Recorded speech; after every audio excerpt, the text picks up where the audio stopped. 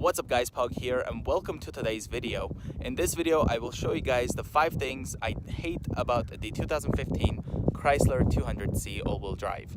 So the first thing we dislike about this car is its rear seats. Alright guys, so I'm sitting in the back as you can see. So here is the headroom I have. So if we look here, it's just like my hair are touching it. If I sit back, I am obviously completely touching it, and that's not even like sitting back, I guess that it is. But like my hair is touching the ceiling here. And here's my leg room sitting behind myself. I'm obviously pushing the back of the seat. I might be more comfortable back here when the passenger seat is a bit forward. But as you can see, like this cutout, that should have helped.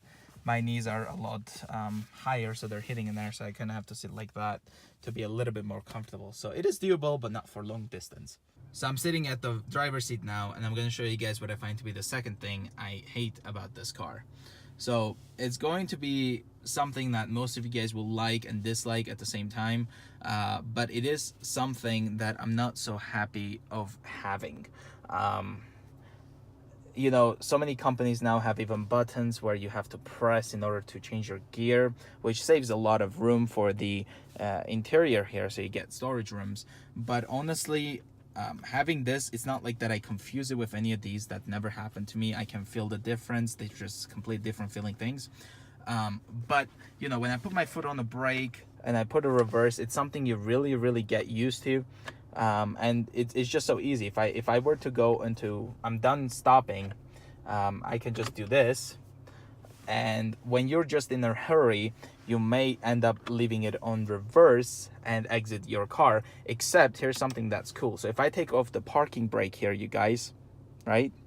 So parking brake is off and my seatbelt is not on because I'm not driving, and my foot is still on the brake, let's say. So let me see, just to make it more demonstrable. It is safe. So if I were to now move the car a little bit, there we go.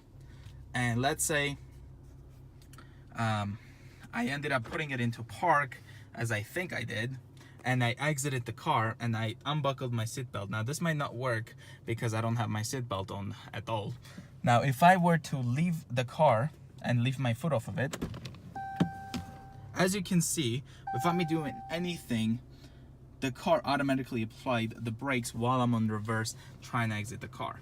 So it is not something that you can't really end up doing wrong. So it's not that, it's just I really like the way to have a real gear shifter like I have on my Grand Cherokee SRT. It's just very nice, and I wish that was something there. So this is something I'm not so happy with, but it is dealable. It is not a faulty system. It works pretty decent. And to go in sport, you just push it down and you are now into sport. And now I don't get why it automatically turns off your traction control, so you can put it back on by tapping that every time you go in sport. But yeah, putting into parking brake, it's automatically done.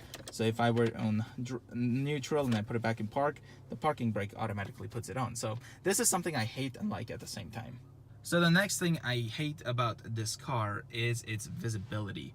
When I come out of my Grand Cherokee SRT and I sit back into this car, the visibility, it is just not the best at all. I mean, here, these A-pillars are so big, they end up blocking quite of your view. And here is me trying to do a shoulder check, and yeah, this is all the gap I have. It is a lot more smaller than this, so thankfully it does have blind spot assist. I've never hit anybody with this, but yeah, the visibility overall is not that good. The B-pillars are super big again, as you can see. So this headrest covers quite a bit of it, and I've talked to many Chrysler 200 owners who also complained about the visibility of this car. And taking this down, it is even like smaller for the visuals as well. So that's something I hate about this car, which is its visibility. But again, if you drive this as your daily driver, you kind of get used to it, and you don't mind it as much. But when you come from a car that has a very good visibility, you end up understanding the difference, let's say. Now here is the next thing, which I think a lot of you guys were waiting for this, and it's the car's reliability. This car has been not the best reliable car our family has ever owned, because this is not my car, obviously. And I've driven this for about half a year, let's say. No, I think about a year until I got my Hyundai back in the day. But like, all I'm gonna say is the reliability is the worst of any car we ever owned. It's the car that we spend the most money on when it comes to repairing it and doing maintenance on it regularly. So starting off, you know, the day we got this, it was brand new. The panoramic sunroof is something I honestly hate, because since day one it is squeaking, it is rattling anytime you're driving it. But yeah, this thing has been always squeaking, especially roads like this. It's always been squeaking. Anytime there's a crack on the road, anytime there's a bump on the road, anytime there's a pothole or uneven pavement, this thing squeaks forever. So I had it serviced 2 times, and they fixed it for a day, and then they come back. So I took it back again when I had a time. But again, I gave up on, because I felt like it kind of got worse by the time they tried to fix it.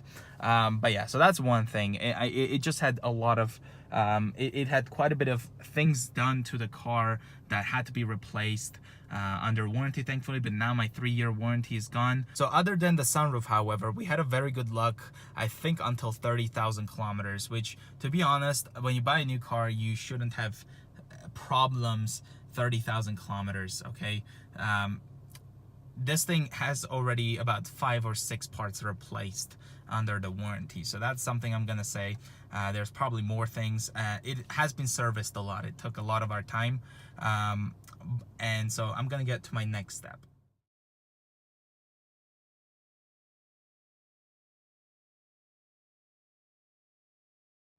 So the last thing we hate about the Chrysler 200, guys, it is its depreciation. So the day you drive it off the lot, this car depreciates so fast. And yes, most cars, or maybe even every car, depreciates the day you buy them new. Yes, cars are a depreciating asset.